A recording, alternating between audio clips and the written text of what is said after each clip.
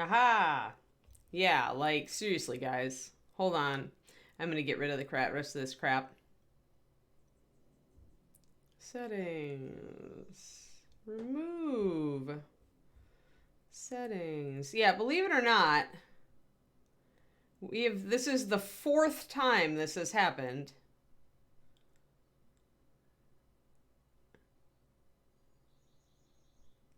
There, all right. Managed to forget the old one. Yep. It's not going to work, though, on when we switch to the mini, so I'm just going to go and switch right now. Anyway, let's just revamp. Hi, everybody, and welcome back to Reaper Pro-Tips Friday Bloopers OBS Sucks Edition with me, your host, Anne, and Disembodied Hands, Justin, John, and Quindy. Round of applause. The team is back together. All right, now I'm going to go to the minicam, and I'm going to have to fix audio again, so give me a few secs.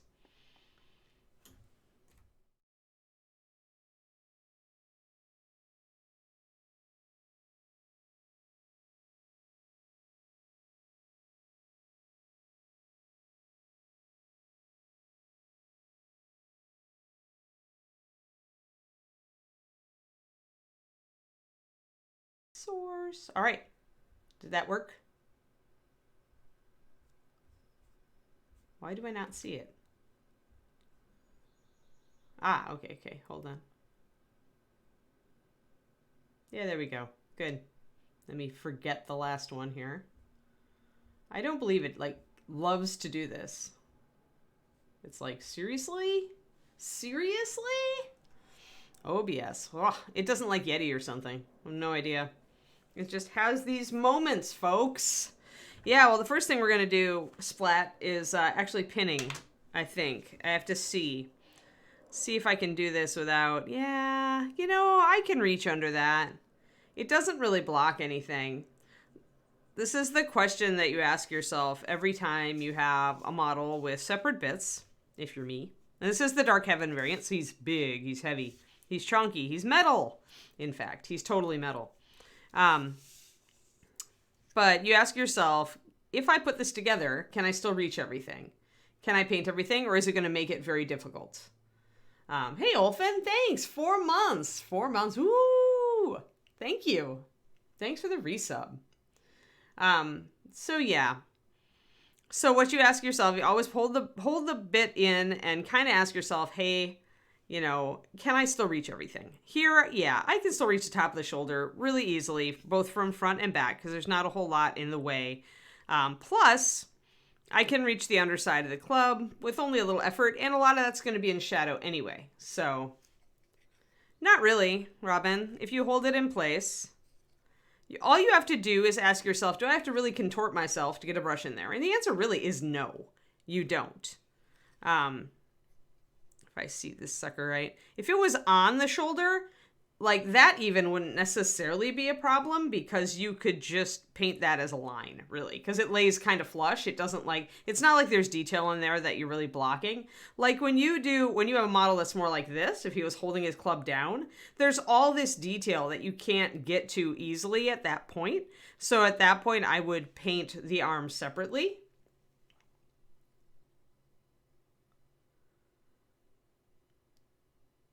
No, Valandar. I just block in. Like, if it's pre-assembled and there's an underneath area, I just throw a ton of walnut paint in there. Walnut brown.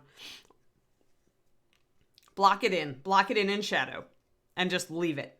Get what you can, reach what you can as that area disappears. But since it's going into shadow anyway, you just have to just paint it dark. I did a video on this for the Patreon a while ago.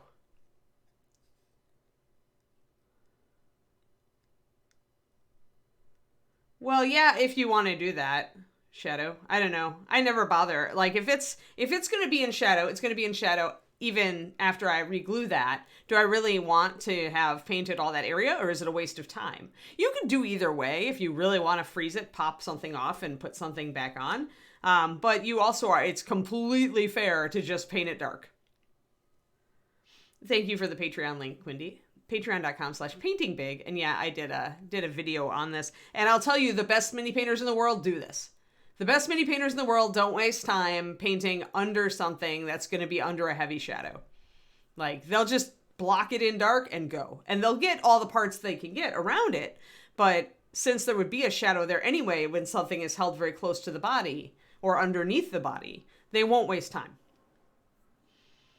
So this can be, I used to believe very firmly in painting underneath everything at least a little bit, but the truth is that usually you can get a little bit under there anyway, pick up just a couple details and move on. So I've come to believe that my earlier attitude was kind of overthinking it. I mean, you don't want to leave a huge dark shadow all over everything that you can actually reach, but if you can't reach it, just, oh, pretty bird. Sorry, there was a pretty bird. I had to look at it. It actually looks like a parakeet. There are wild, like, parakeets and cockatiels and stuff around the Bay Area that are, like, escaped pets that have flocked together. It's kind of funny. It was like a green bird, and when do you see a green bird? Yeah, squirrel. Except not a squirrel. Better than a squirrel. Not old curmudgeon squirrel who always is up in the tree yelling at other squirrels to get off his lawn. Yeah, I haven't refocused yet, Robin, because detail isn't very important at this point. It's focused down here. But we'll refocus in a second, I know. But yeah, I mean, you can see in general what I'm talking about, though, right? If this was down here, there'd be an awful lot of detail down there. Even then, though, if you really wanted to just drop dark where that shadow is, you could probably get away with it. But yeah, I'm aware. Don't worry. I just usually will refocus after we start in earnest. But yeah, so that's my decision process over that is, can I get to it? And in this case, there is like a couple millimeters gap there. You guys can see it. That's a pretty fair gap. And you can reach it both from the front and the back. And that means that I'm going to be fine. Attaching it will also have the advantage of reminding me what the underside is. The other problem with painting parts separately that you can run into, especially when you're starting to work more on imagining where light is coming from instead of just painting every bulging out surface with a highlight, is that if you paint this out of position, you may end up forgetting which side is actually in shadow and which side should be darker. I've done this, and you just highlight and shade everything the same, and then you put it on, it looks wrong. So yes. Yeah, Texas, the other place where escaped birds flock together, right? Twisted Dome. I'm sure there are other places, but the climate is really good for them here. So I'm going to pin this sucker today. We have a pinning. We haven't done pinning for a long time.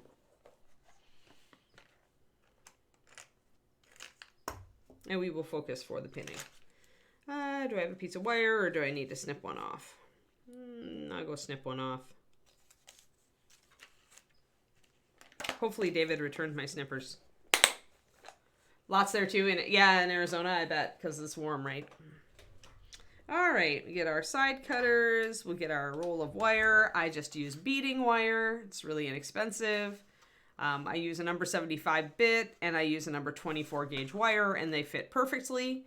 It's 0.51 millimeters is the actual size of the wire I use, but it's 24 gauge. 24 gauge, 75 drill bit, done. And I never actually use anything thicker than this, which some people are like, what? But these days, like, I guess if it was resin, but if it's resin and it's that large, it probably has a decent, like, set-in point. I might reach for a thicker brass rod if I was using, like, if I was doing a big dragon, but like these days you're going to run into usually one thing or another. If you're working with an old metal dragon, then you probably need a thicker pin.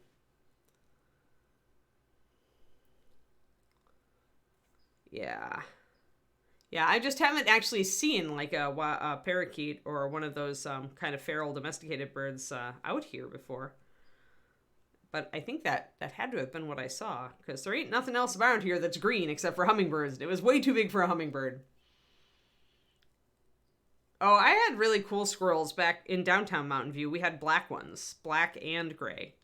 It was cool. Here it's all gray out here on the outskirts. So there must just be that black indigenous population down in the downtown. So yeah, so essentially there's my wire. I just straighten it out. It doesn't need to be super perfect straight. It's just going to be a little tiny bit that you put in there to increase strength. Now this guy has a pretty good socket, so you probably could get away with just gluing it.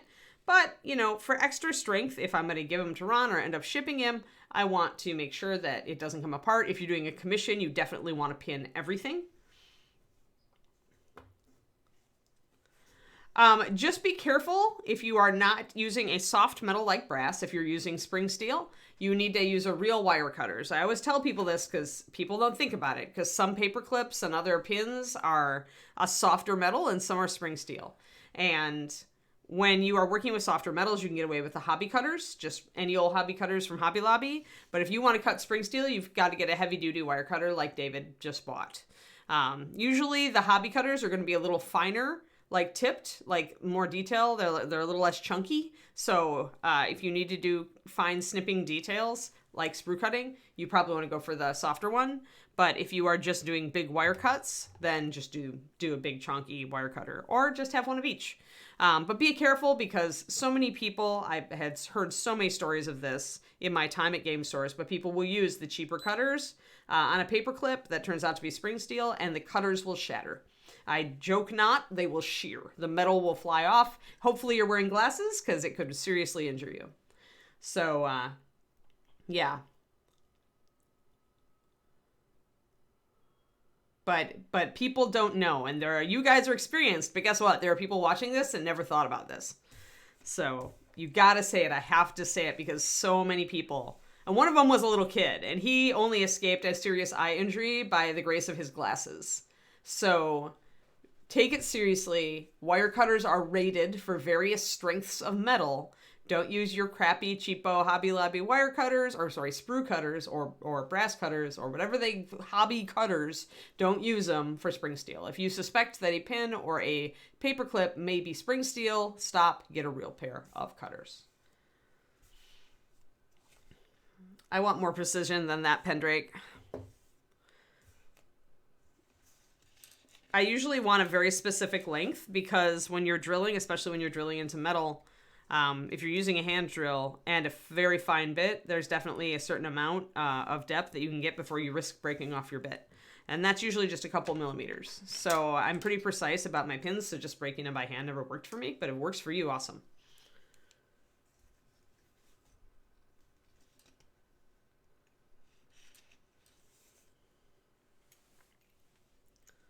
Yep, entire bottom, but all sheared up after trying to, yep. Not rated for tin. Yeah, and it's common. Like, it happens all the time, Valandar. That's why I always feel I must bring it up. All right, so let us drill. And I usually drill just straight in. That's easier for me to line up. And I pick a point that's kind of in the middle. Now, probably the better idea, although it doesn't matter, you can go at it from either direction. Since this lines up pretty well, you're going to be able to eyeball it either way. Let's just start with the internal. Usually I start with the external, but...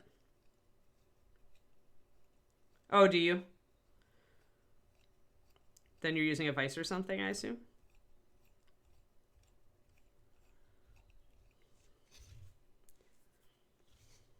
You're more technically oriented than I. I wouldn't mess around with it. I would probably put my own eye out. You'll learn that about me, is essentially if it's a power tool, or if it's like technical or engineering at all, I usually just I assume that I'm going to maim myself, because I never know the safest way to do it. And also, if there is a safest way to do it, that implies like personal harm risk, and I'm just not going to go there, because I know me. I am very physical harm risk adverse. That's why power tools are right out. David likes to tease me about the fact that he has a bandsaw for cutting bases and stuff. All right, that's about 1 millimeter. I'll essentially look and watch how much my drill goes into the metal. Metal miniatures these days are much tougher than they used to be, when they actually still had a percentage of lead in them. Significant percentage of lead. They were much softer, and it was much easier to drill into. But now most metal miniatures are largely tin, and tin is very tough metal, so it takes a while to drill into them. Yeah, my chuck needs reseating.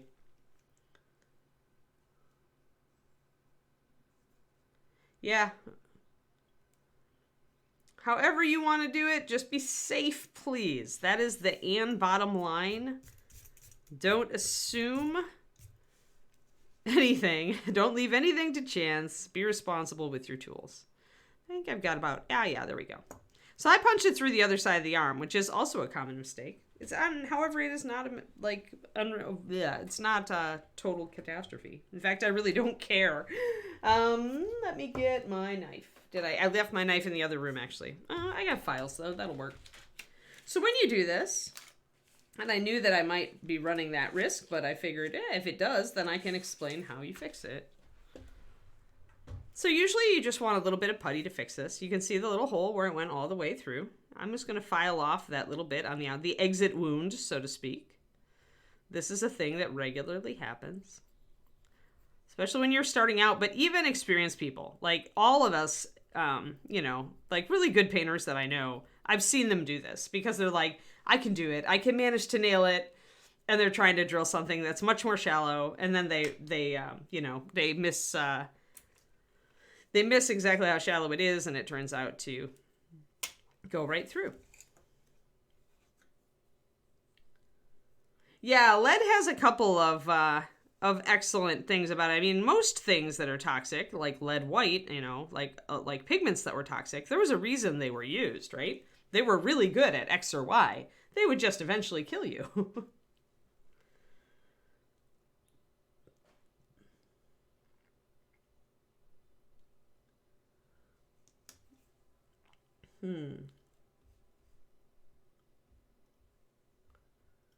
One second. I missed some chat. I'm going to go up and see if I missed any questions.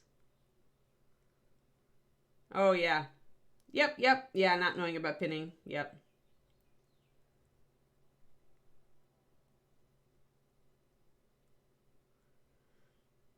Yeah, exactly. You get what you pay for, right, with tools. So, all right. So we've got that hole there. But that's all right.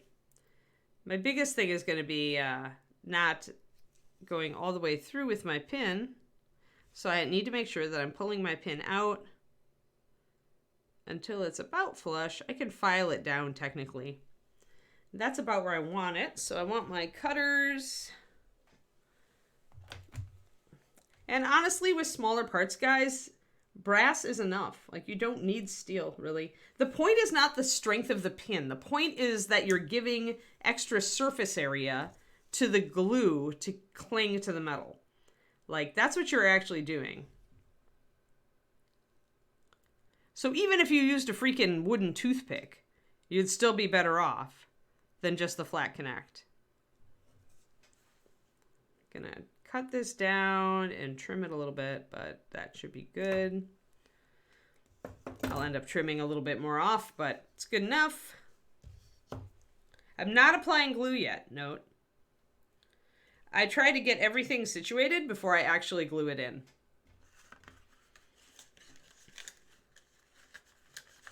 Sometimes I will glue, I'll just glue the one side once I'm sure on it, but yeah, it varies. Sometimes I sit here and just, with punching it through, I'm just going to hold it in place. And I'm going to kind of situate my arm, look at my joint. I'm going to put it under the camera. And I'm going to eyeball kind of where it's going to go. And kind of grind the end of that into it. So I scrape the primer. And then I'm going to take, now I do need my hobby knife. So give me 2 seconds. 2 seconds to run and get it. Yeah, this wire is brass. I just use brass beading wire. 1 second.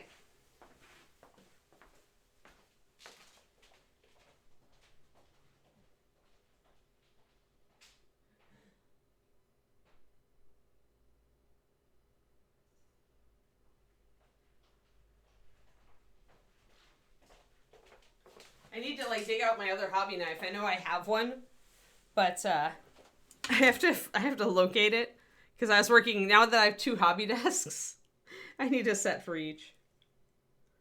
Yeah, exactly, Miss Dimp, exactly. Oh, is there a mold line still? I tried to Dremel him all off, but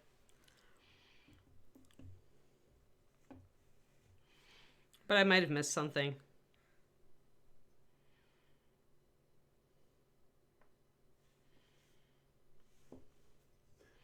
And you know what? If I miss something, meh. Unless it's really, really crazy, I'm not going to worry about it. Like, there's a little bit there.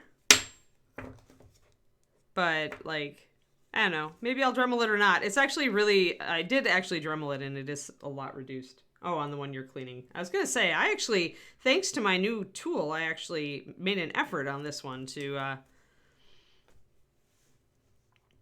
take all the mold lines off. So, all right. So I can see my tiny little scrape. You guys can see the tiny little scrape too. And I know that the center of that scrape here, the interior edge, is where my pin was before it slid off to the side.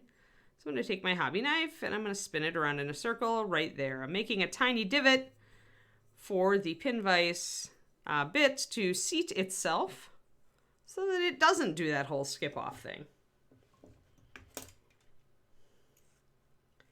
Nah, I do not believe in using mold lines for scars. They don't work very well. They don't look like real scars, for one thing.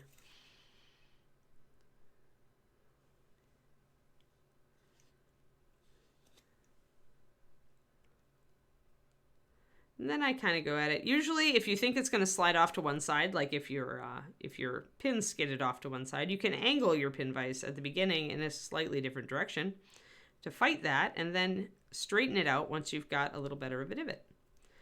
And once you've got a decent divot, you want to stop and do a fit to see if you really did nail the right positioning. And you want to do that before you go too deep so that you can reposition the hole if you have to.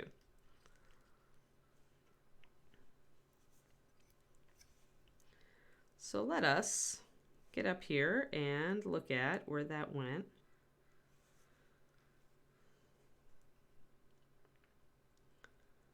And I may have to glue this in at this point because of the punch through.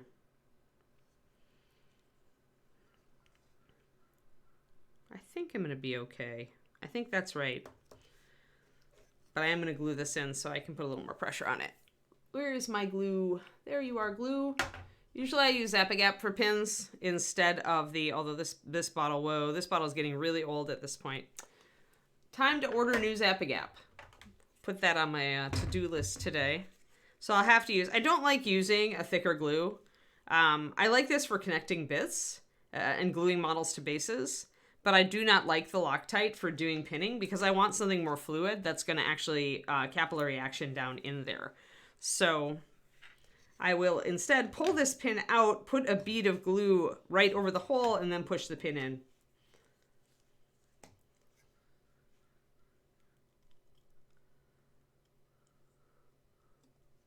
So let's pull him out with our little tweezers or side cutters, doesn't matter. Lay him down somewhere you're not going to lose him.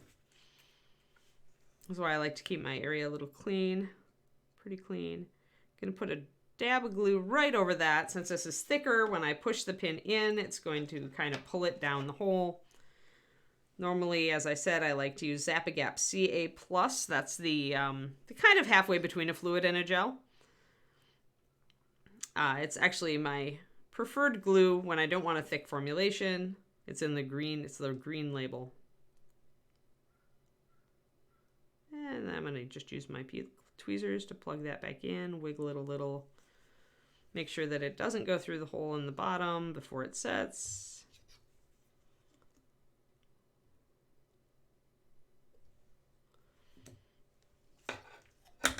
Go down there, make sure by putting your knife down there and kind of making sure that it's flush.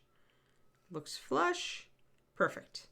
So I'm going to let that set while I drill this in. I'm going to gamble that this is indeed. You can kind of look too. Look at the ball. When you know that there's a good fit, it's more or less dead in the middle, right? It's dead in the middle. It's maybe it's a little bit more toward the top than it is toward the bottom, right? So I need to look at this and I'm like, well, it's pretty much dead in the middle and it's a little bit more toward the top. Or is it? It might need a little bit more. I may shift it just a tiny bit.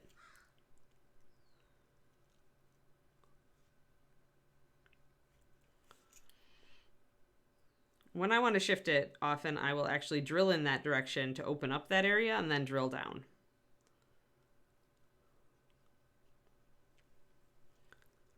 I'm sure there's a much more precision way. Some people mark the position that the drill should go by putting a red dot of paint on the end of the wire and kind of trying to line the spots up. I've done that as well.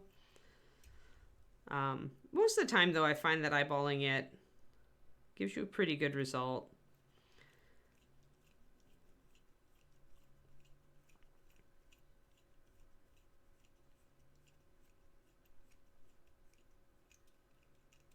And you always want to pull back out after you see a few threads of metal come up. You don't want your bit to jam and break off.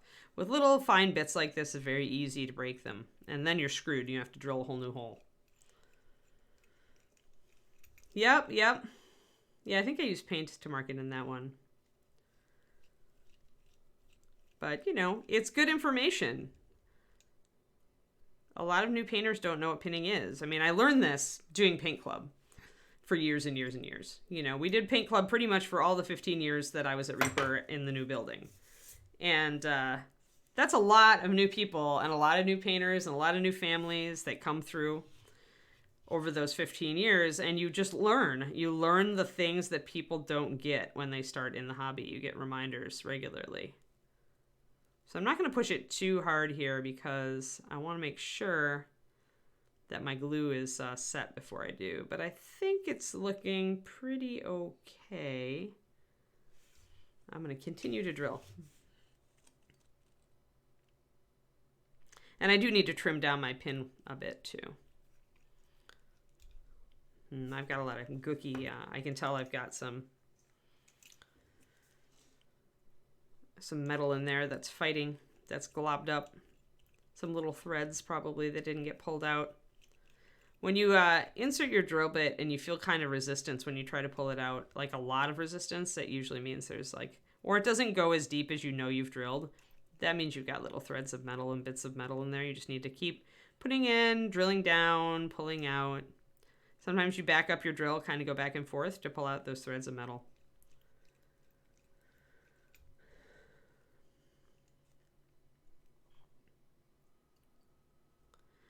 So because I've gone back and forth with this, the hole is actually a bit large. That's fine. It gives you a little more wiggle room with your pin.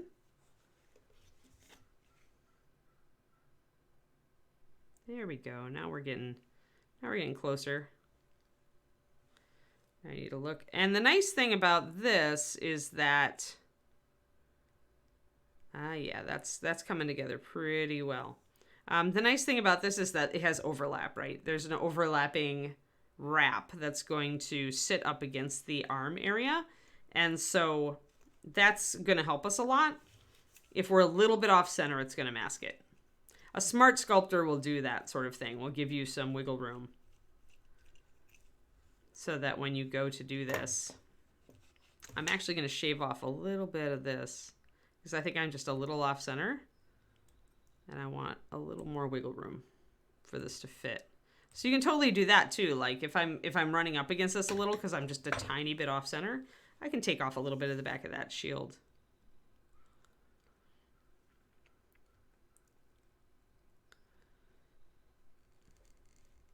That's getting very close. My shield is a little bit impacting. Otherwise, I feel like it's pretty close. It's really close. Let me see. So I've got a little bit of overhang there. I need it to go a little deeper. Or remember, I was going to trim a little bit off of my pin, right? So now is the time for us to consider doing that. Yeah, and see how it fits then. So let's pull this out. Let's grab our little side cutters. And we're going to trim just a tiny bit off the pin. Just like not even a millimeter.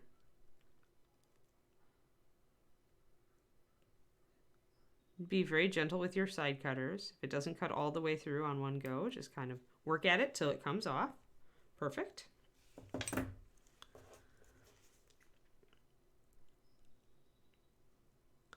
Now we can slide that in. And we pretty much, we're just a little bit off. So it's not unusual to have to do a little bit of putty work if you're a little bit off. The other thing we can do is if we see the area where we're getting interference, we can shave away at it. But this isn't bad, actually. It's really close. So yeah, if it was a competition mini, I would definitely take the time to putty this in. And since it's going to go to Ron's gallery, I will take the time to putty this in. I think I like this fit, though. I don't know. Let me see here. I can try one more thing. If you feel, actually, this is all very useful. Oh, so my pin came out and stuck in the other side. This happens. So if you feel like you've gone a little bit far, like too far that way with your pin, and this bulb part is pressing against the socket because it's not quite seated correctly, this is where you can take your knife or a file and take off a little bit of this to make it fit better. Because you have this huge connection point and you're also reinforcing it. So shaving off a little bit of metal so that it fits better is entirely doable. And you probably won't need very much. You don't want to take off very much because you don't want a ton of gaps. Although these days with gap filling glues, that's not a deal breaker either.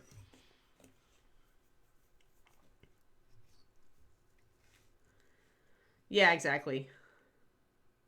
Yeah, probably I will do some green work twisted oma because it's Ron. It'll go to the Reaper gallery. So yeah, and all these things, Valand, are things you can do to mess with that. Like I said, you can trim off kind of the side of the projection that goes in and is meant to hold things in place. You can trim off the side of the other side. Yeah, see, now that's fitting a lot better. I'm just looking at it. I think I need a little bit of the arm here is butting up. See how tight it goes against that shield? If I shave off or file off just a little bit of that bulge of muscle, I'll have it. And it's just paying attention and figuring out. I think I'm going to shave it. And then file it. So I'll use the knife to take off like a chunk or a small chunk, little shavings, but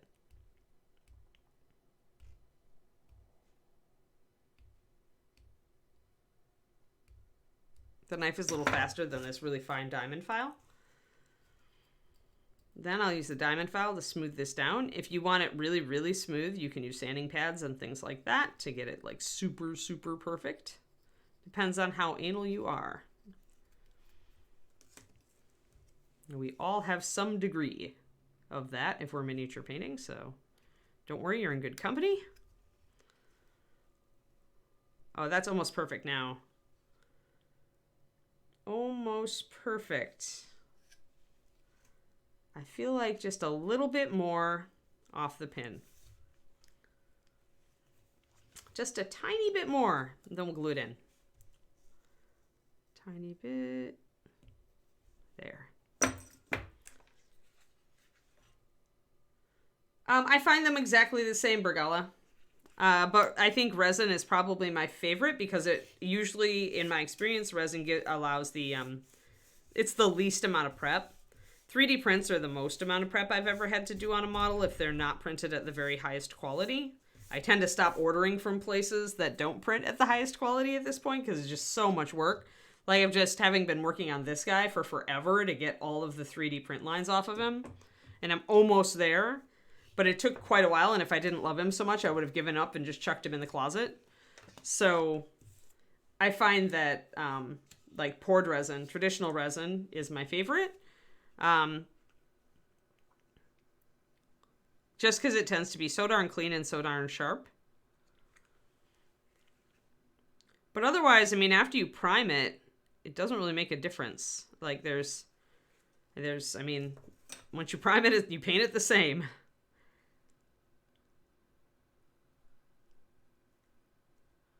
I find that the sculptor and the company style makes a bigger difference for me than the material. I'm just trying to line this up through glue. It's super fun, not? Come on, come on. Oh, you know what I might have done? I might have, oh, nope, yeah. I bent my pins. See, today is one of those days. So let us do that. We probably need to do a fresh pin. We'll see. I'll rebend it gently with my side cutters. But what probably happened is the glue in the old hole set and I didn't drill through it again. So now what I have to do is I need to wipe out the glue so that I don't get my my tools frozen in it. So get something in there, take it out. See, we're doing all sorts of like blorfs today. You guys can see worst case scenarios for everything. I wanted to add also Twisted Oma, and I think it was you who asked about green stuff. The other thing that getting out some green stuff to hide this, to make this go together does, is it allows us to patch up that hole. If it's a really precise model, sure, Twisted Oma. I find that with many, unless you're working with highly technical kits, there we go. So we punched through our hole again. If you're working with very highly technical fitted kits, then yes, that can make a difference. But I find that with most, with bones, with metal, dark sword pieces, you know, any fantasy pieces from the standard manufacturers, even busts that I get from overseas, the primer will not make a difference. It's such a tiny microns thin layer that it really will not affect your fit on the vast majority of models. Things that are highly technical, then you may be talking different. So I'm straightening out my pin. I'm going to see if I can still salvage it. If I can't salvage it, I will do a fresh pin. And now I'm going to try to fit it in there. Okay, we've got, do we have a fit?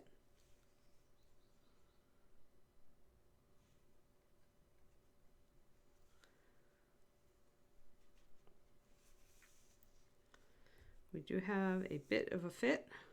We're having a bit of a fit. Yeah, that's pretty good. All right. That's as good as it's going to get. So I'm a little bit off, but that's okay. Green stuff is for fixing that.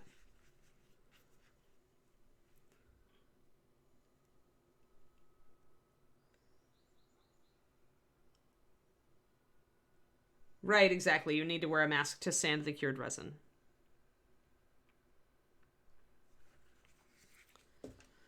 Yep. Yeah. I've been wearing a mask when I've been doing my my stuff in the evening to clean off this Dragonborn model. All right, applied glue. We've got some gaps. I'm going to actually leave some of those gaps. I'm going to hold it together on one of these points. But I want it to be in the right position. There it is. It's as you can see, it's exactly as far above the shoulder as we thought, but we do have a little bit of gappiness. Now, there are a couple things we can do here, but I am going to use green stuff. I'm going to go grab it, and we're going to smoosh it in there and get it all set. Then we're going to use some brush-on primer to touch up the surfaces, and then we will actually begin painting. Blorficational? Yes, exactly. So hold on while I go over and get that green stuff, because of course it's also in the other room.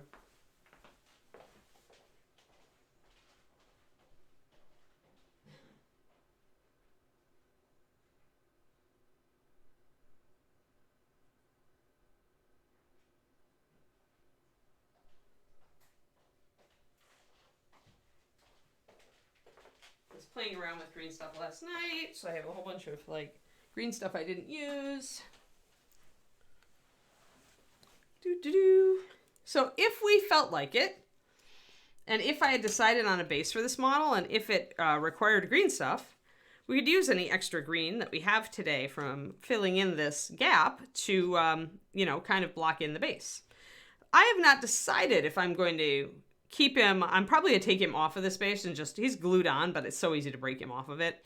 I'll probably just break him off to this base and put him on a new base. Once I have him painted, with this kind of model with the tabs, you've just got to have him sit on something. I don't like typically the vices. Oh, hey, that's wiggly. You did not glue very well. I'm going to put more glue in you.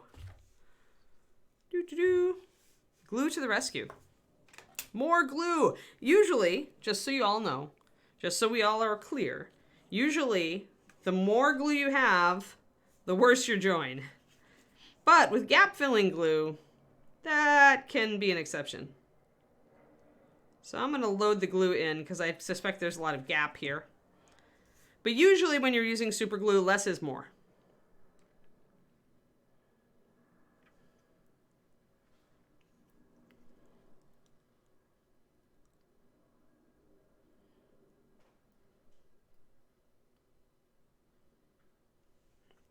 I am just like having a day with this guy. He's like, I do not want to fit together. I do not want to stay fit together when I am together. I'm going to make you blorf a lot so that you have to like show these people all of the stuff. So we'll let him set there for a second while I mix up green. It's an ogre, it's not an orc. It's not an oh no. Like, yeah, okay, if you guys learn nothing else in my entire stream for all of these years, because it's been years now, you should know that there's not an oh no. There's never an oh no. There's just a and you fix it. Like, there should never be an oh no moment unless you drop it on the floor and it shatters, then you're in trouble. Then you're going to have to start all over again. Maybe you just start a new model entirely, put it in the dustbin. But something as minor as that, you just fix it. Like, even if the arm fell off halfway through painting, it's like, let's get a new pin. Let's fix it.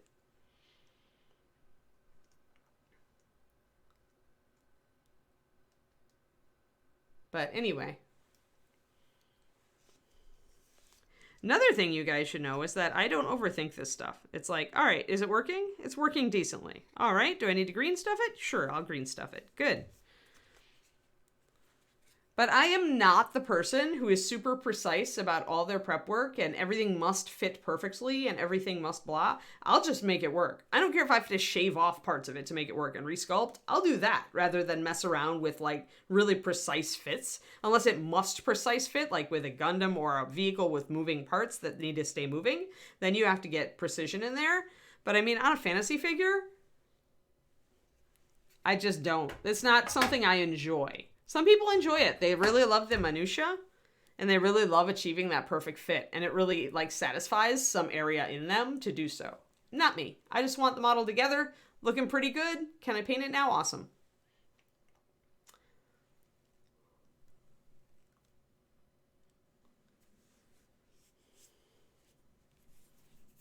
Alrighty, so green stuff. But yeah, also remember, as others in the chat are pointing out, there are many ways to skin a cat or pin an ogre. Everybody's got their own shtick that they do. You should always ask your fellow painters, you know, if there's a special way they do it that they find works really well. People love to talk about how they do their hobby. So this is just one type, one way. I don't need very much green stuff. You never need as much as you think you need. Like, you think that, you know, a pea-sized ball of each is good, but then you realize you've got tons of leftovers, so I'm just going to go with this tiny little blue bot. And I'm going to go with about equal amounts of the green and the or the blue and the yellow.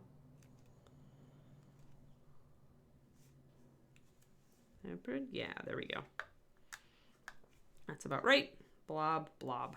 The yellow is about the same size. Maybe a little bit less, but we'll see. Yellow is goopy and hard to work with. Blue is also goopy, but it lends you a false sense of security because it doesn't goop on you immediately. Instead, it sneaks up and sticks to everything in your environment when you weren't expecting it, when you thought you could trust it. So mix your little green and yellow, and this is the 4-inch yellow-blue epoxy that you can get from Reaper Sculpting Putty. Ta-da! Item number 75006. Reaper goes through a lot of this stuff, and so you can be actually pretty sure when you order green stuff from Reaper, it is fresh, which is important. The fresher your green stuff, the higher success rate when you are working with it.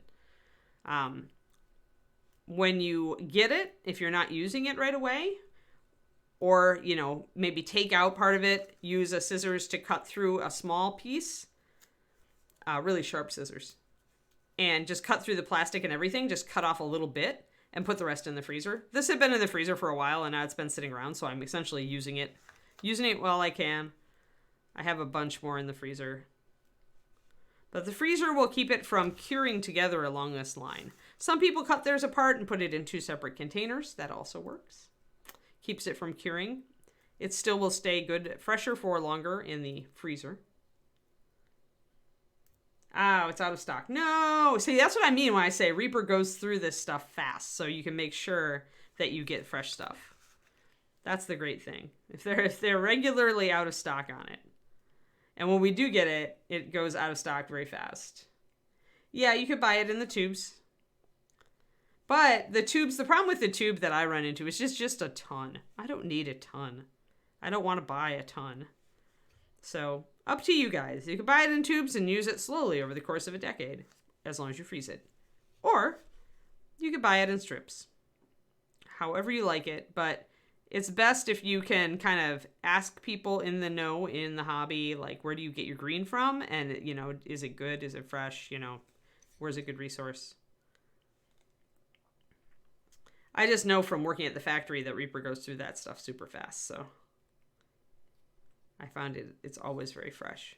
So it's super sticky at this point, but it's also easy to blend in. Ah, and you know what? All my sculpting tools are in the other room because I was working on this guy. 1 second. Epoxy sculpt I used to use a lot, and I liked it because, like Milliput, you could thin it with water and smooth it. But lately I've been working a lot with green. Let me grab my sculpting tool.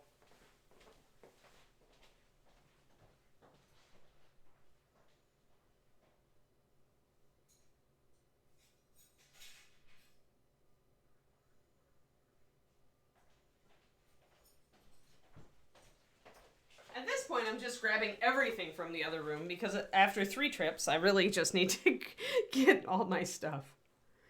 But yeah, there's a whole bunch of different putties. You can use whatever you like. There's also a wood putty that David works with that's a lot like this. I'm going to use this one. And that one. And maybe Tiny Spoon, but you probably won't need Tiny Spoon. Yay. All right. First of all, the silicone clay shaper. Clay shaper, extra firm, taper point. This is the tool that I use a lot out of all of them as far as the clay shapers go. And I kind of smush it in there. Smush, smush, smush. Take your little worm of putty all the way around. Tuck it under that shield. But yeah, I don't know. I mean, green, I used to look at all these alternative putties because I was really bad with green. Then as I started working more with green and started learning things from like Bob and Julie about how to better work with green, and Jason and Andy, then I found myself going toward green more than those other putties. Because now that I understand like how to work with it and I have a feel for it, I feel like I get better results with it, but everybody's different. Like, I used epoxy sculpt for a very long time because I liked the fact that when I added water, it would turn into kind of a paste. And Milliput's the same way. I know a lot of people who love Milliput. I never got into it. I just don't like it.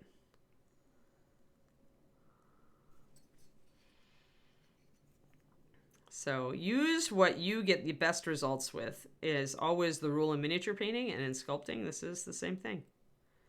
But also, don't like automatically, like always, like just because I decided a long time ago that green stuff was a pain in the butt to work with, I still eventually went back and gave it another shot. And now I really like it.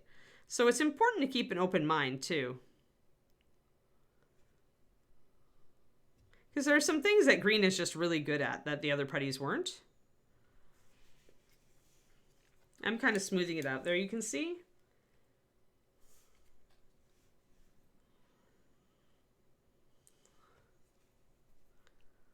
So yeah, I think the baseline rule is learn to use a bunch of different ones. Figure out which tool is best for which job in your experience, and then go with it. And use enough of them to do enough different things that you have a sense of which tool is best for which job, right?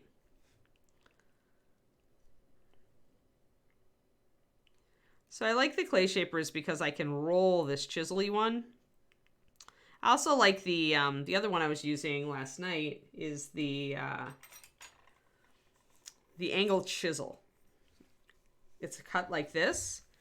And it was really good when I was trying to get these little horn segments sculpted on Mr. Dragonborn, where I was trying to go up against the bottom there and kind of punch it in.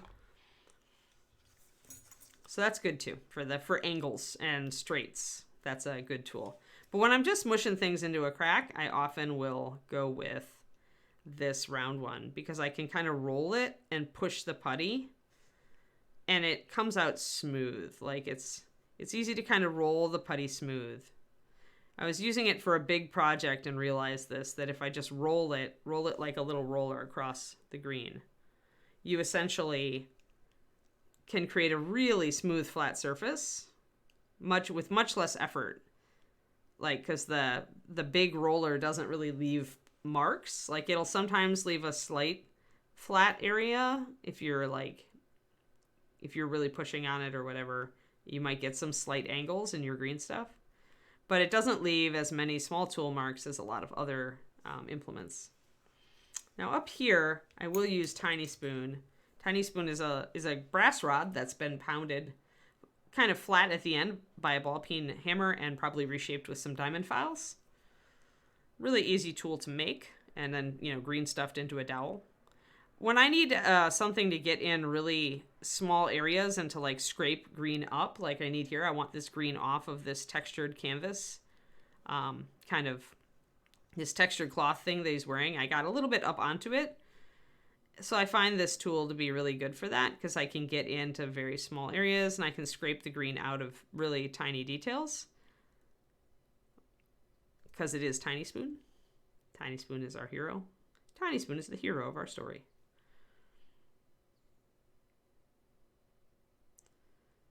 Now, I have a lot of water on the surface, so I'm getting some of the little green that I pulled off of there is particulated now, and it's like little threads of it are running around. That's okay. Once the water evaporates, you can smooth those little guys in. So Tiny Spoon is going to leave tool marks in fresh green like this. That's the downside of Tiny Spoon at this stage of the game. Further along, once the green cures a little, you have a lot more freedom. Like, you won't see as many tool marks. The green will have set up slightly. It'll be a bit stiffer and more resilient. So one of the things that people don't realize, and I didn't realize this when I was first, in college and trying to work with green stuff and getting really frustrated, but to get a lot of the good effects that you see in green, you need to let it sit for 10 or 20 minutes, sometimes even a half an hour. Yeah, I'm still working with good. I've still got a whole glob. Robin, thanks. I'm still going around the arm at this point. Once I get back here, then I see that hole, but I still there's a little tiny gap right here I need to address first. So I'm going to grab my round and I'm going to smooth out now that I've gotten this green stuff away from that cloth. I can use this smooth silicone tip to smooth it out, flatten it out, make it nice. Blend it into the arm. It's great for blending things in. Now, blending stuff into the surrounding area, you definitely want to do while the green is very fresh. So although you may not go back in and deal with detail, and although you may need to buff out some tool marks, trying to pull your green real thin over the surface is much easier while it's fresh. You usually won't get it to blend in very well. Like, back when I started working with green stuff, I didn't realize that. Like, I was trying to do it in the reverse. I was trying to sculpt with the green when it was too fresh, and I was trying to blend it in after I'd been working and struggling with it for a while, after it had started to set up, and I could never get it to blend into the surrounding area. But if you'd work with it when it's fresh, it's really easy to get it to blend. You just pull it and pull it and pull it and push it and push it and push it until it just kind of gets really thin and disappears, like so.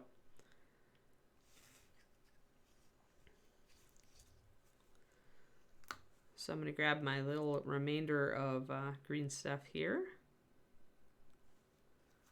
And I even mixing as tiny a bit as I tried to mix, I still have way too much. So we will use part of this as a Band-Aid on our pinhole. Boop.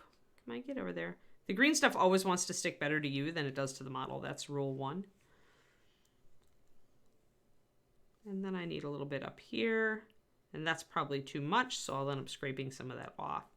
But just put it on and smush it down. And if nothing else, maybe you can spread it kind of over the muscles to blend it in, or you can just take off the excess.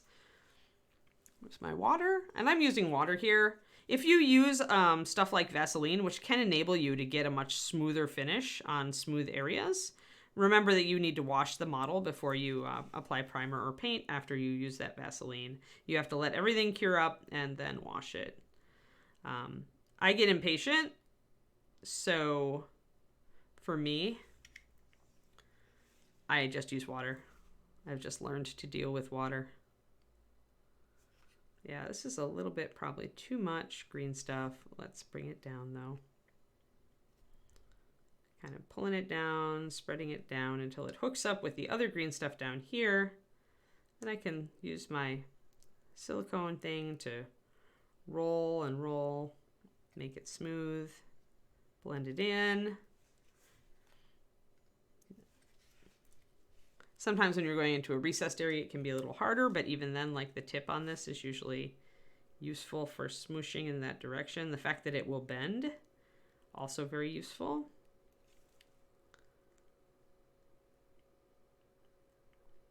Just try to pull it out into the surrounding area so that you can smooth it.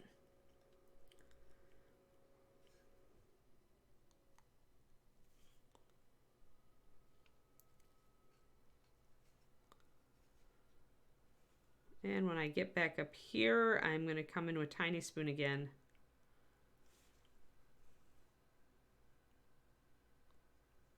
To get it off of that burlap. And let's get in here and smush this down.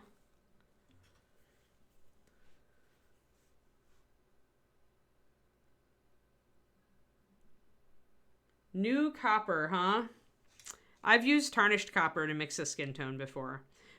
Probably my advice on the shadow would be to use tarnished copper just to mix it a little bit with the new copper because there's quite a difference in them. So I would do a 50-50 mix of tarnished and new to get a shadow for that. You could either use white or white plus a little bit of yellow to mix the highlight, or you could also use like something like peachy flesh. Peachy flesh would be maybe, although it might be about the same color, so maybe not. Peachy flesh plus a little bit of white. Any of those things. I'm just smoothing this out again over the muscle. I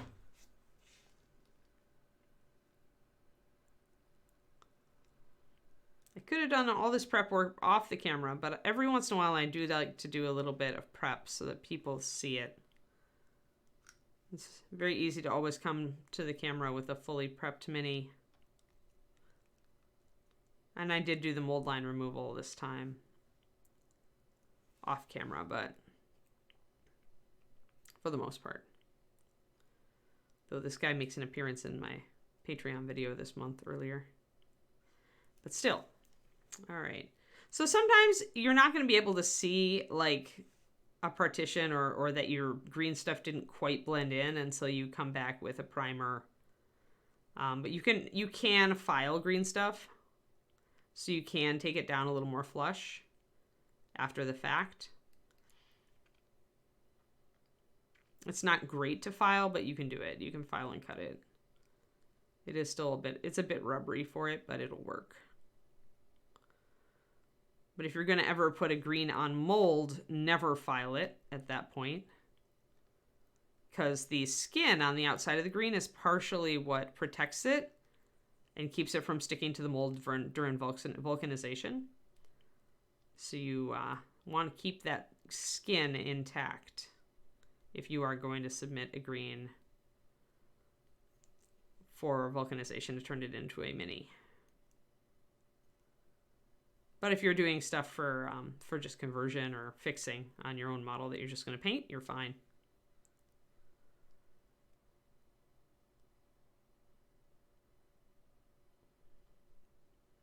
There. That's good.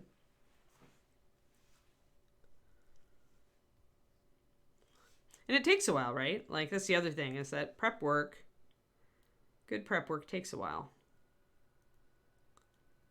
Like that part I didn't blend in too well, so I'm going back. Still have enough time to smooth things.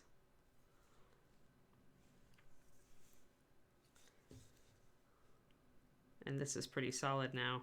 Good. Excellent. I mean, this is still a big, heavy model, and if I dropped it on a hard floor, I would still probably have the arm come off.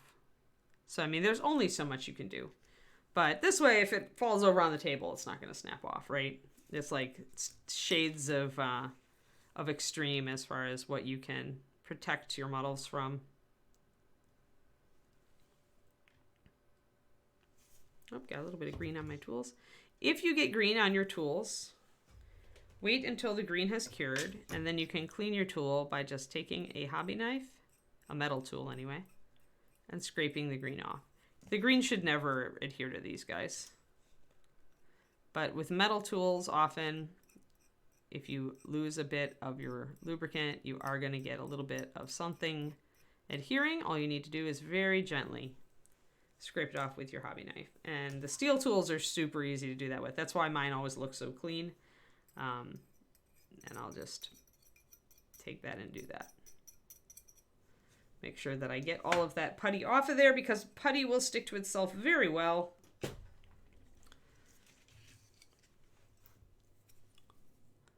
So you got to keep that in mind.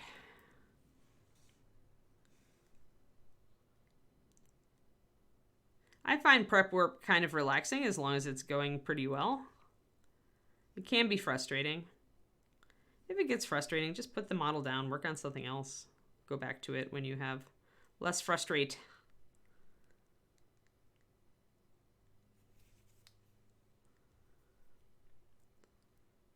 There we go. That is looking pretty good. I still feel like that muscle there kind of stops. So I can grab a little bit of green and resculpt that tip there. That's being really persnickety, because who's going to look at the bottom of the arm, right? But you can take a tiny little pea size or a tiny little bit of green and make sure that that tendon actually goes all the way up to the glove. This time we will use Tiny Spoon, because Tiny Spoon is our tiniest sculpting tool, or my tiniest sculpting tool, and this is a very small area.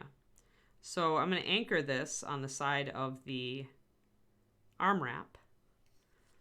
Then I'm going to cut down on the edge of the arm wrap to create that edge, like so.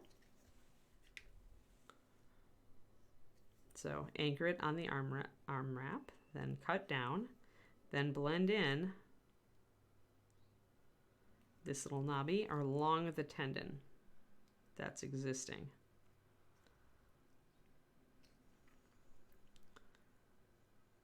Kind of spread it out.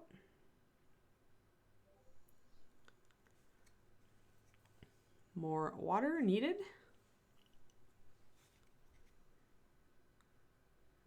And usually at this point, I'm just using a tiny little tapping gesture to kind of smooth it down the tendon.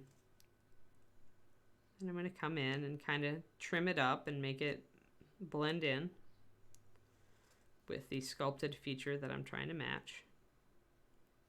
Doesn't have to be perfect here.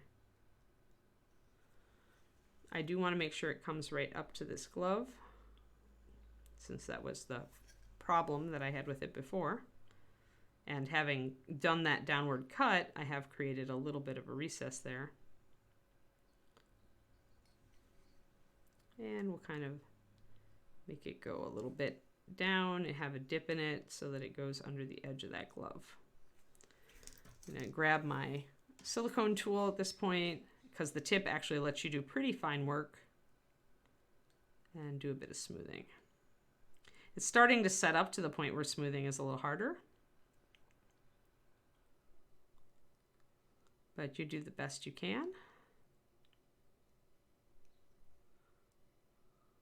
And again, doing a little bit of a roll gives you a smoother result and tends to erase tool marks. And then you have a tendon that goes up under a glove.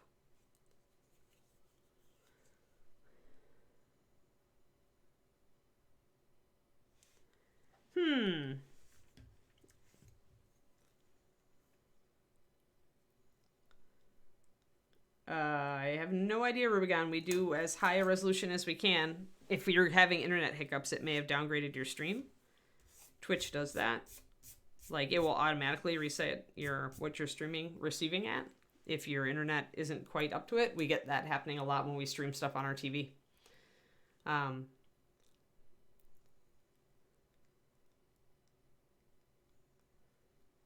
I can go and check my speed just to make sure, though. 1 second. Make sure it's not at my end. Running. 1 second. Checking. No, well, my download's great, but let's give it a second. I'm just taking to doing that since yesterday made me all leery. So we're just going to run a quick speed test just to make sure it's not on my end, guys, because it's valid. I know. Yeah, I've got around 37, 38 megabytes per second on upload, which is more than good enough. So we're good on my end.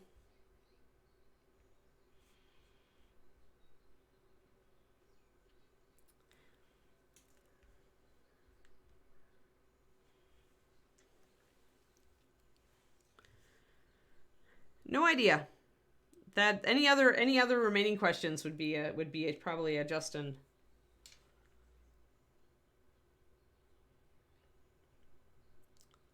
I can check a couple more things. 1 second.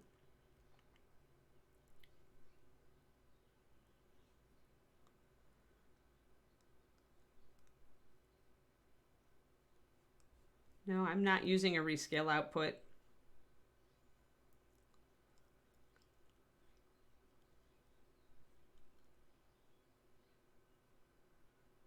And I'm using all the settings that Justin told me to do the other day.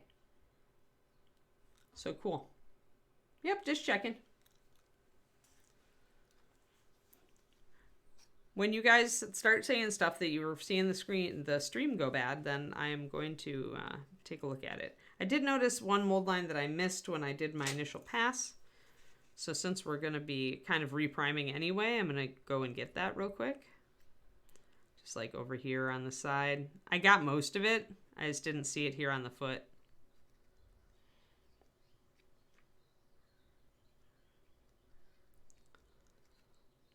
There we go.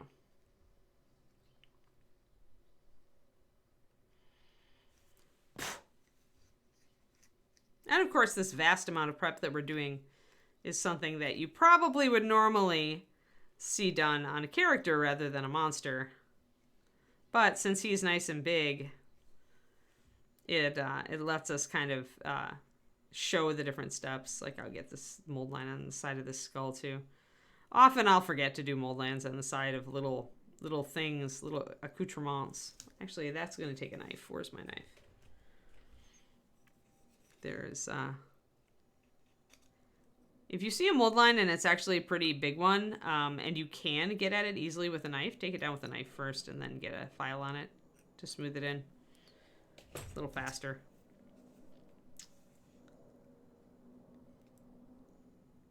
Otherwise, taking a fine diamond file to it is going to take a while to take it down.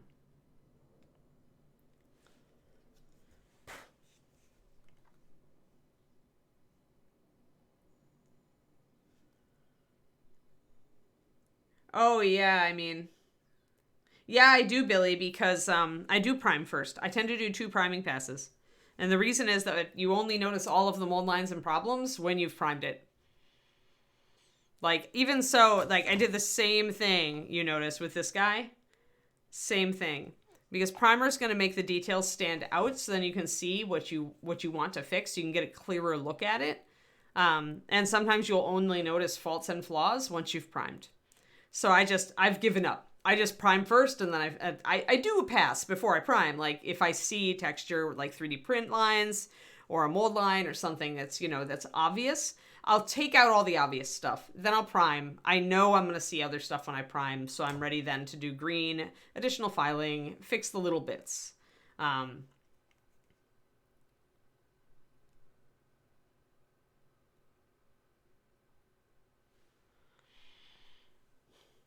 the question is, guys, like we have worked with my settings to try to make sure you guys can see everything and that the stream doesn't stutter and and do all that stuff. So the only question like that I really have is, as long as you can see everything, like if you zoom in and it kind of goes, meh, then it's like, well, there's not much I can do on that point. Yeah. Right, exactly. So, see, I don't think, I was just wondering if it was an issue at all. Because as long as you can see what I'm doing and see enough detail that it can inform your process, like that's kind of where we're at. All right, so there we are, guys. We actually have stuff. So I'm going to grab some brush on primer. You can see I've got some rub off here and here and here. So with a big metal model, I will usually just do a brush on primer touch up. Where are you, primer? There it is.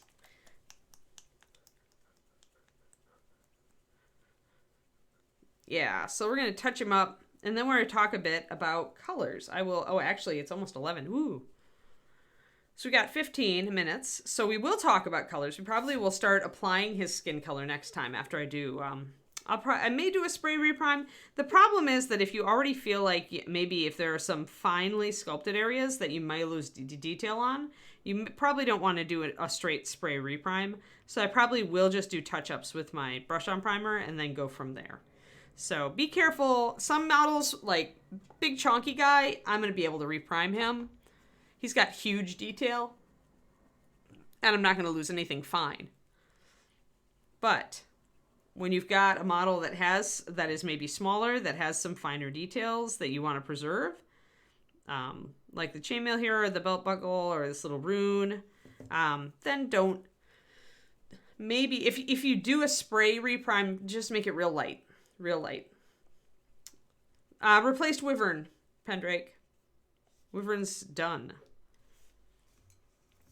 Wyvern is the first post ReaperCon done model. Although we're finishing a lot of them, so we're gonna be starting a lot of new minis. I always try not to start a bunch of new minis all at once, but it always seems to work out that way. Even when I try not to, and even when they've been started at different times.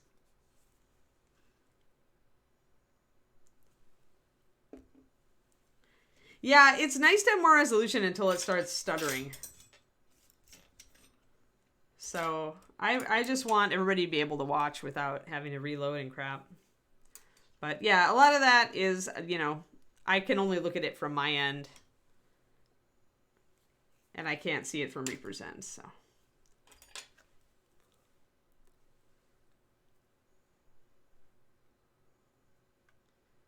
I think also that correct me if I'm wrong, guys, but don't different platforms like support higher resolution better than others? All right, let's get a brush that is crappy, because we do not want to use a good brush with primer. So I usually use a lower quality red sable to prime if I'm using brush on primer. And the reason that I would do this instead of, say, a Taklon is that the Taklon's a really stiff bristle. It's going to scrape the primer over the surface, and it may leave brush marks, especially if you're using your primer really thick. Primer is thicker, and it has a texture. So I usually thin it just a little to really bring that texture down. And when I don't want brush strokes, then I'm going to use a softer brush.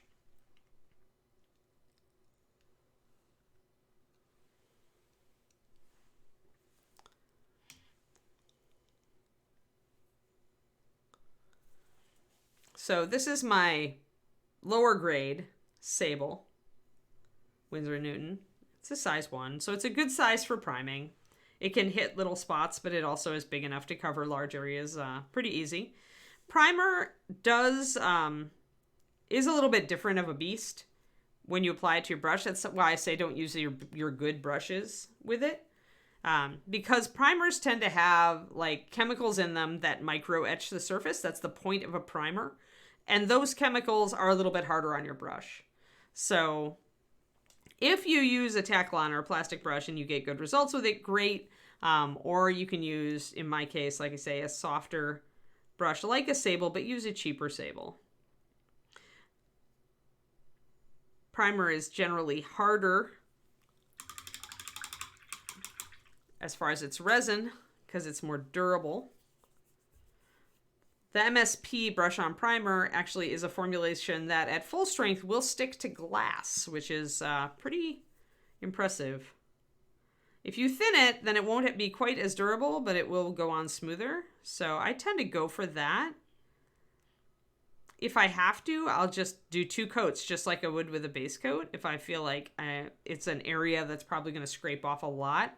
Now, that said, if you've got a big heavy model like this, big heavy metal model, and things like this belt end are absolutely going to scrape off, no matter how much primer and sealer you put on them. Maybe if you put a super thick gloss coat on it, you can see how, though, this primer is thin enough that I can kind of blend it into the surrounding spray primer. But yeah, there's only so much that primer can do. It helps the paint stick to the surface, but it is not invulnerable. So I'll take areas like this little rivet and just put a nice blob on it. Yeah, you could use a flat sable. It's just the important thing is the softness of the bristles, not the shape of the brush. Because stiffer bristles are going to leave more texture with a thicker application. But with the softer bristles, I can blend in a lot nicer. And I don't leave marks or buildups. I can feather the ends of the primer and make it blend in nicely. But yeah, I just use a cheaper sable. Any shape you like.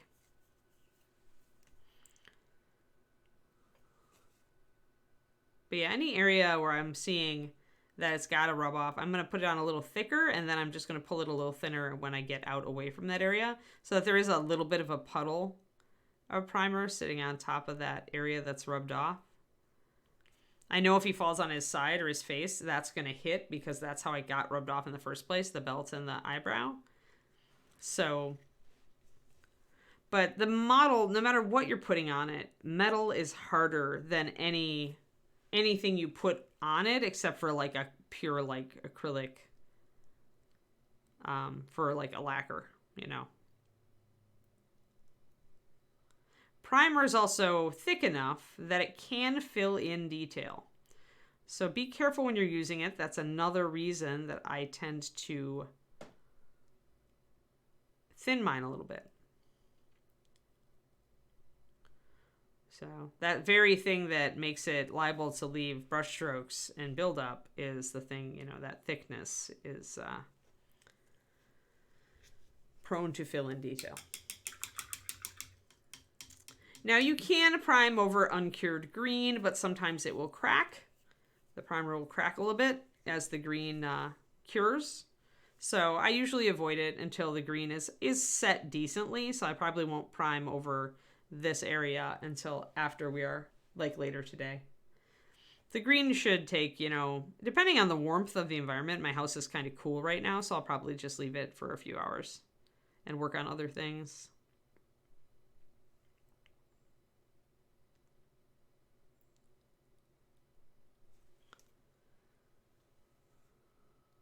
Boop, boop, boop.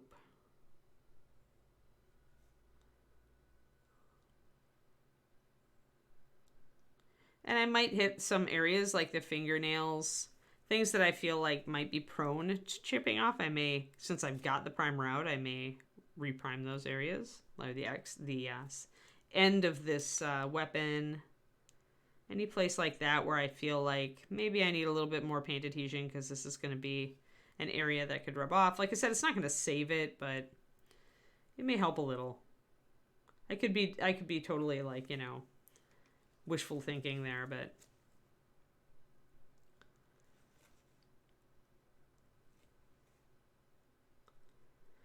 nope. I usually don't decide on tattoos and stuff like that right away. I may have an idea in my head for it, but I'm going to wait and see kind of how the model worked out. This is a great model for a tattoo across the shoulders, except for that deep ridge here. which you can also see did not take the primer. So this is another reason to do some brush on primer pass, as you can catch areas like that. It doesn't really matter though, guys. I will say that with these deep areas, if you just get a light dusting of primer in there, that's actually good enough, because you're never going to actually have contact with that area and like your fingers, right? If you pick this guy up, your fingers are never going to go down into that crease. So it really doesn't matter that much. But yeah, I mean, this guy'd be good for tattoos except for that thing. So we'll have to see if we want to do tattoos. Yeah, just touch up any primer that you feel like, if you see that it didn't quite coat or we've got rub off, all these areas, now is the time to do that stuff. As far as this paint scheme though, Bergala, people voted in a past stream, and they want me to do a traditional ogre, traditional D&D, which is a very yellowish skin tone, a very ochre. His face is really pushed forward and small, actually, though. It's not, I mean, it's a big face, but see the exaggerated features? Like, you could do a head tattoo up here. And that would be a pretty good call, because you've got this long area that you could do a tattoo here, and you could do some, you know, something here, and something on the side of the arm. If you wanted to endlessly do tattoos, this is a decent model for it. Although he's not really a chieftain per se, he's just a guard, so depends. I would be more likely to put that immense amount of work onto a chieftain, because you'd be more likely to see it probably. But I don't want to do a ton of tattoos on him. Like, the point of this stream is always to educate. So like, once I've done 1 or 2 tattoos, like, you guys have learned all I can really teach you about doing them. So I wouldn't cover the whole thing with tattoos, just because it would be very repetitive. Like, we'd do 1 tattoo a stream, and it'd take like 4 or 5 streams to actually finish all the tattoo work. And I'm already running into that with a couple of my other streams. Like, we ran into it with the Wyvern. Like, after a couple of streams on scales, nobody wanted to do scales anymore. So I do try to vary it up. And for that reason, I would not cover this guy with tattoos. We maybe do a couple. Yeah, exactly. So if you're looking to practice tattoos, these ogres are a great place to do it. And if you're, you know, if you're doing something cool, like you're doing world creation and you have a backstory with your ogre tribes, and like, you know, maybe they have different totems, or they, you know, they use different emblems on their tattoos, then you could really have some fun with ogres of different tribes or positions, social positions, having different types of tattoos. You could like paint that onto your models. Given that's a lot of work to put into a gaming model, you always run into that as a world builder. You're just like, and this and this and this. Then you're like, I have no time to paint all this. Much easier to talk about it than to paint it on everything. But yeah, we're not likely to do another ogre for a while after this guy, so because of that whole learning curve thing, we like to do different stuff. So I can do some fun stuff here with this guy. We'll have to think about it. The belly is actually a much better object for tattoos because of this dark crease. Unless you did 2 triangular tattoos, 1 on each shoulder. Try to like kind of match your tattoo kind of this shape. The primer is Rattlecan Lone Goldfish. I do not currently airbrush prime. I don't know if I will. I have an airbrush now, and I'm committed to learning to use it, because Ed very nicely set me up with a Reaper Vex, because he is an awesome guy. And so I really am excited about learning to use that. But I think I'm unlikely to use it for priming. At least, unless I run out of like the primer I really like and have to, you know, have to prime something.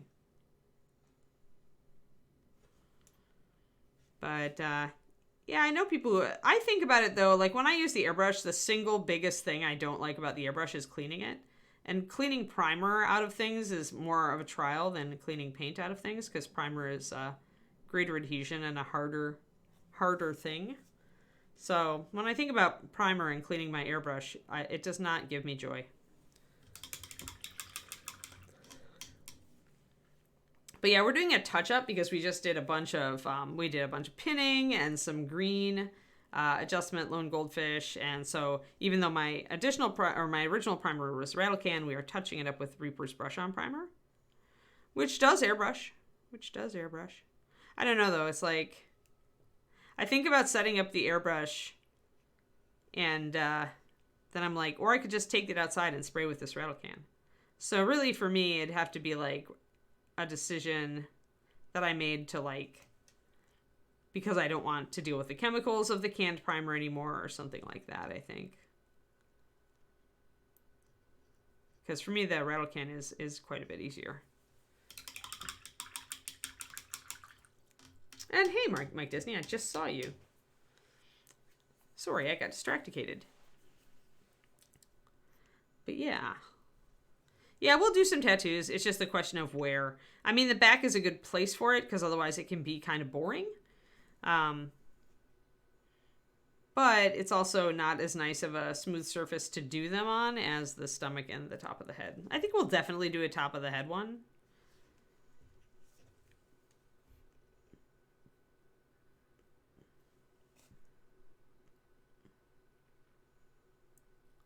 And I'm just going to go over this whole shield because it had a lot of little rub off.